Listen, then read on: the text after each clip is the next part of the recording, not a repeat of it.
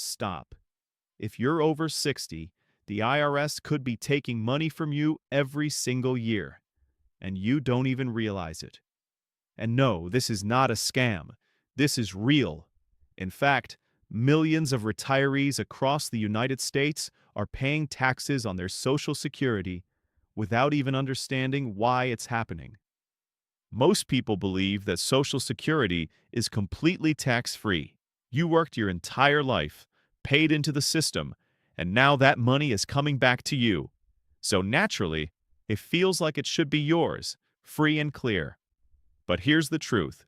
That's not always how it works.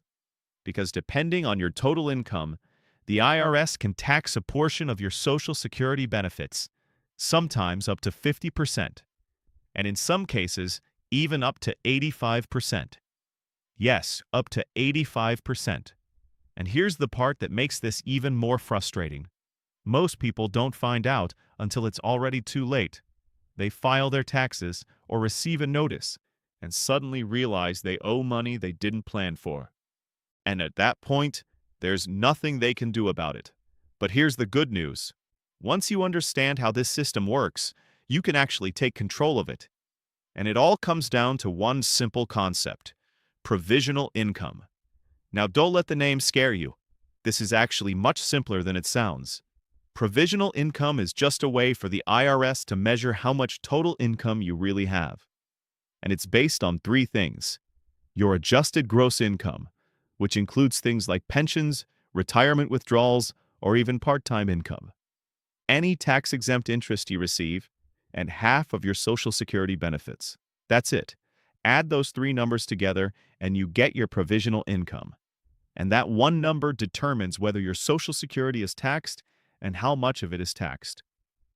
Now, here's where things start to get serious. If you're single and your provisional income goes above $25,000, you may start paying taxes on your Social Security. If it goes above $34,000, up to 85% of your benefits can become taxable. For married couples, the thresholds are $32,000 and $44,000. And at first, those numbers might sound high. You might be thinking, that doesn't apply to me. But here's the reality. It's actually very easy to cross those limits. Let me show you exactly how this happens. Imagine you receive about $2,000 per month in Social Security. That's around $24,000 per year. Now let's say you withdraw $10,000 from a retirement account, and maybe you earn a small amount of interest. Just like that, your provisional income crosses $25,000. And now something changes. You go from paying zero tax on your Social Security to suddenly having part of it taxed. And most people never see this coming, because nothing about their lifestyle feels different. They're not spending more, they're not earning huge amounts, but the formula says otherwise. And here's the part most people completely miss. These thresholds were set decades ago, and they've never been adjusted for inflation. That means every year, more and more retirees are being pulled into this system, not because they're getting richer, but because the rules stayed the same, while everything else changed. And this is exactly why so many people feel blindsided, because from their perspective, nothing changed. But from the IRS perspective, everything did. And here's what makes this even worse. No one tells you ahead of time. There's no warning, no alert, no message saying you're about to owe taxes.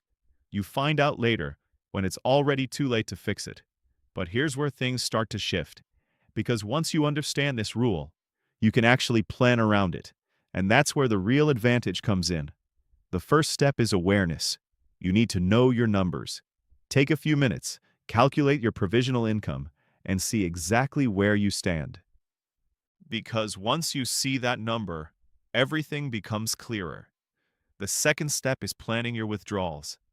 If you're taking money from retirement accounts, even small adjustments can make a big difference. Sometimes reducing your withdrawal by just a little can keep you below the threshold and prevent thousands of dollars in taxes. The third step is understanding withholding. Most retirees don't realize this, but you can have federal taxes withheld directly from your Social Security payments. This can help you avoid large surprises at the end of the year. And finally, Your filing status matters more than you think.